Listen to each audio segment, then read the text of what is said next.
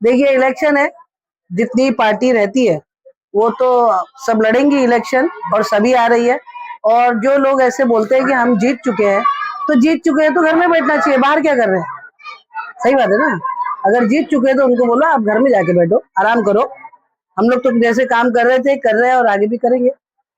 अभी आपको इस समाजवादी ने जो भरोसा करके आपको दोबारा टिकट दिया है, तो आने वाले वक्त में आप जीत के आते हैं। देखिए समाजवादी पार्टी ने भरोसा इसलिए किया है, जनाब अबू आसिम आजमी साहब हमेशा से ही काम की कदर करते हैं, और हमारे एरिया के लोगों ने भी उनसे कहा कि नहीं, हमको मैडम को ही यहाँ पे टिकट दीजिए, तभी उन्होंने टिकट दिया। मैं लोगों की डिमांड पे यहाँ पे रिटर्न हूँ, वरना तो ओबीसी और भी थे, वहां भी जा सकती थी, लेकिन पब्लिक ने उनसे कहा नहीं, आप मैडम को ही यहाँ रखिए, क्योंकि मैडम से हमारा तालमेल बहुत अच्छा जुड़ चुका है, घर परिवार के लगते हैं। तो आसिम भाई ने बोला नहीं ठीक है, तुम यहीं से लड़ो। और मुझे अच्छा लगता है कि लोग मुझे इतना प्यार करते हैं, चाहते हैं, और फिर से उनकी डिमांड पे मुझे टिकट मिली है, तो ये एक बहुत बड़ी बात है।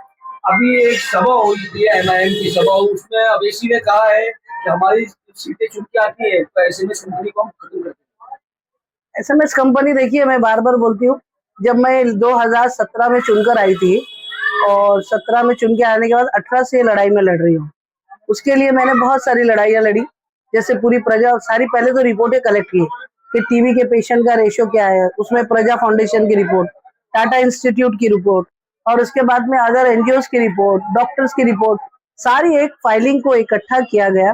और उसके बाद विधानसभा में हमारे आमदार ने आवाज उठाई, मैंने नगर पालिका में आवाज उठाई, और उसका हम लोगों को सिला ये मिला कि जब रामदास कदम साहब इन्वायरमेंट मिनिस्टर थे, तो उन्होंने क्लोजिंग लेटर दे भी दिया। लेकिन ये कंपनी ऐसी नहीं है कि इसको तुरंत क्लोजिंग लेटर मिला और बंद कर दो, क्योंकि वो भी कहीं ना कहीं लोगों की जरूरत की चीज है। हमारे जो पूरे ऑल ओवर मुंबई का जो हॉस्पिटल का वेस्ट है, वो वहां पर जलाया जाता है। अगर वो नहीं जलाया गया, अभी तो बीमारियां कम है, अगर वो डंपिंग ग्राउंड कहाँ है हमारे एरिया में, अगर वो डंपिंग में डंप किया गया, तो यकीन जानिए कि वाकई यहाँ एरिया में महामारी फैल जाएगी। तो हम लोगों को उसको बंद नहीं कर सकते, उसको शिफ्ट करना है। शिफ्ट करने की लड़ाई हमारी सड़क से लेके सदन तक तो चली, लेकिन लोअर कोर्ट से लेके सुप्रीम कोर्ट तक, अभी हाल ही में गए महीने में उसका वो आया है, मैं आपको डेट भी देती हूँ, उसकी रिपोर्ट भी देती हूँ, कि हाई कोर्ट ने जब उसका टाइम एक्सटेंड किया, तो हम सुप्रीम कोर्ट में मूव किए। सुप्रीम कोर्ट ने फिर से हमको हाई कोर्ट जाने का आदेश दिया है, और हम लोग जाएंगे। हम लोग मतलब दोनों तरफ से लड़ाई लड़ रहे हैं। और अगर कोई ये बोलता है कि 1 साल में हटा दूंगा, अभी आपने इससे पहले भी इंटरव्यू सुना होगा कि हमारे बॉस हमको काम सिखाए हैं, हम हटा देंगे। अभी अवैसी साहब भी बोलकर गए, तो अवैसी साहब तो एमएलए इलेक्शन में भी आके बोलकर गए थे, जब से अभी तक उन्होंने क्या किया? जिसको काम करना होता है उसको जीत और हार से कोई लेना देना नहीं होता, जिसको काम करना होता है वो काम करता रहता है। अगर पार्टी ने आरोप लगाया है कि अवेशी और समाजवादी जो है लोगों को, गुमराह मुसलमानों को आजाद भारत की बात करके देखिए मैं जितने आम नागरिक है यहाँ पे, उनका खाली ध्यान एक तरफ ले जाऊंगी।